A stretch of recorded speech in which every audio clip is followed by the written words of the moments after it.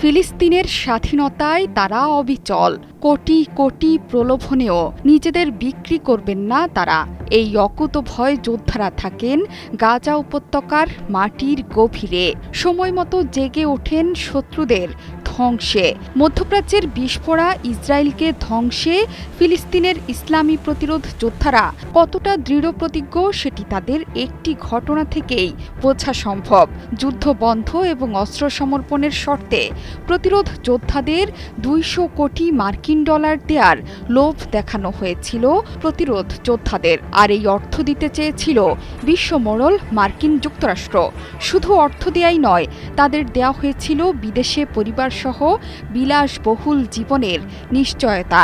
কিন্তু স্বাধীনতার প্রশ্নে এক চুলও ছাড় দেয়নি যোদ্ধাদের শীর্ষস্থানীয় নেতারা। প্রস্তাবকে প্রত্যাখ্যান করে যুদ্ধের ময়দানকেই বেছে নিয়েছে তারা।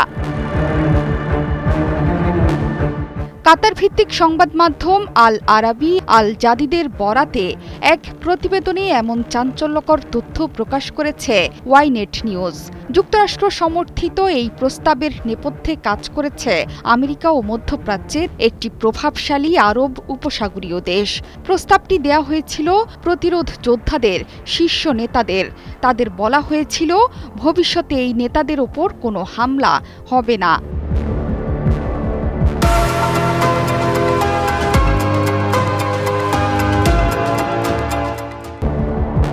প্রস্তাবে ছিল গাজা থেকে পরিবারসহ বিদেশে বিলাসবহুল জীবন বেছে নিতে পারবেন নেতারা, অর্থাৎ রাজনৈতিক আশ্রয়ে থাকতে পারবেন তারা।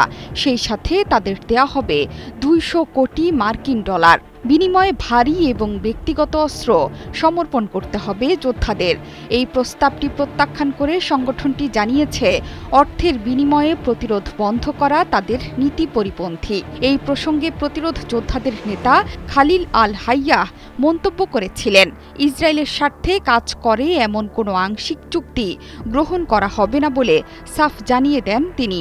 বদলে বন্দি বিনিময়, গাজা থেকে ইসরায়েলি সেনা সম্পূর্ণ প্রত্যাহার এবং গাজা পুনর্গঠনে একটি সম্পূর্ণ চুক্তির প্রস্তাব দিয়েছিল প্রতিরোধ যোদ্ধারা।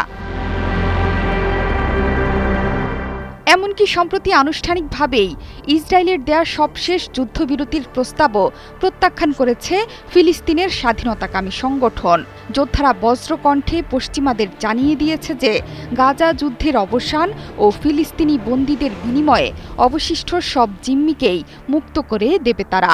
এ লক্ষ্যে একটি সমঝোতা নিয়ে অবিলম্বে আলোচনা করতেও প্রস্তুত যোদ্ধারা। কিন্তু প্রতিরোধ যোদ্ধারা এমন কোনো আংশিক চুক্তি মেনে নেবে না যেখানে ইসরায়েলি প্রধানমন্ত্রী বেনিয়ামিন নেতানিয়াহুর রাজনৈতিক এজেন্ডা বাস্তবায়নের সুযোগ করে দেয়।